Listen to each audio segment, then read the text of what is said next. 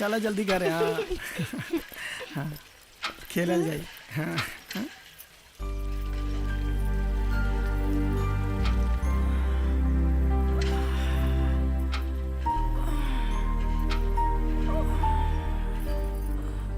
चाची हाँ एगो बात पूछी। पूछा। ई तहार पेट का है फूलल बा? एमे ना तोहरा जैसन एगो बच्चा बा। हमरा जैसन? हाँ ऐसे ही तू अपना माई के पेट में रहलो। तब तो हमरो माई होखियन। हाँ जरूर, अपना पापा से पूछ लिहा। चला चला चला, हो गई पूछताछ, चला। दादाजी। अरे आ गईली हमार रानी बिटिया स्कूल से। दादाजी दादाजी पापा कहाँ बाड़े? हम है देवानी, अपनी बेटी के पास। पापा पापा पापा हमार माई कहाँ बिया? बताओ ना पापा। नीचे उतारा। पापा बताओ ना हमके, हमार माई कहाँ बिया? बेटा हम बानी ना। अगर तू ना बतईबा तो हम तारा से कट्टी हो जाए, कट्टी। कृति कृति कृति बेटा नाराज बड़ो हमसे? पहले बतावा हमार माई कहाँ बिया? माई बेटा बतावा ना।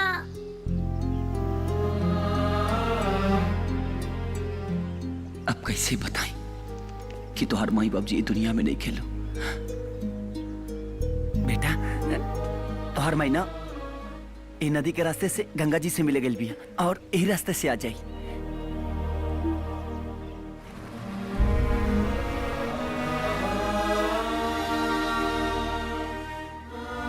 कृति कृति कृति कृति एक कृति कृति कृति कृति रुका हो। कृति कृति बेटा चला घरे चला।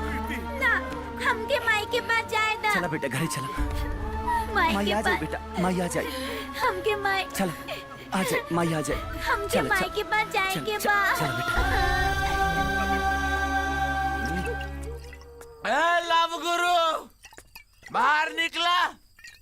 श्री श्री 108 गुरु घंटा गुरु बाड़ा तू। अपना लाइफ चौपट हो गई तारा चक्कर में। ई का हो रहल बा? देखा लव गुरु, हाँ। हमरा के बियाह खातिर एगो लड़की चाहिए और तारा चक्कर में आज तक रणुए घूमत बानी। हाँ तो रणवे घूमो, दुल्हन चाही। हाँ आहुरे तोरा दारू ला मिला। दारू पिए के बा हमके ना पिए खाओ। हाँ? अगर एके पियत रहल ना तू हाँ। तो जीवन भर सूखे संठ कुंवारे मर जाइबा तू। वो कैसे? तोरे ऊपर काल सर्प योग हो। आ काल सर्प योग में जे दारू पिएला ओके दुल्हन घंटा ना मिलेली। दरुए में दोष बा। दरुए में दोष बा। अगर तुम्हें दुल्हन चाहे तो तू चुपचाप घरे जा। आज रात में तोहरा खातिर 9 ग्रह के पूजा करब और बिहान जवन वो लड़की तोहार दुल्हन बने वाली बिया नु उ दौड़त आई और कचचा के तोहर करजवा में घुस जाई। घुस जाए? दौड़ के आई? दौड़ के आई तब दारू छोड़ दे होता एकदम छोड़ दे बाबू, जा जा जा जा। लेकिन लव गुरु हमर बियाह जल्दी करवा दी न तो ठीक ना होई। अरे जल्दी कर, 2 मिनट थोड़ा हो जाई। पूजा करब बिहान तोहर मामला सब सेट हो जाई। जा ठीक जा बा। जा। ठीक बा तो जाता नहीं। हाँ। काल हमार बियाह हो जाए के चाहिए। हे भगवान, दुल्हन खातिर तो बड़ा नसाइल हो, तोरा मारी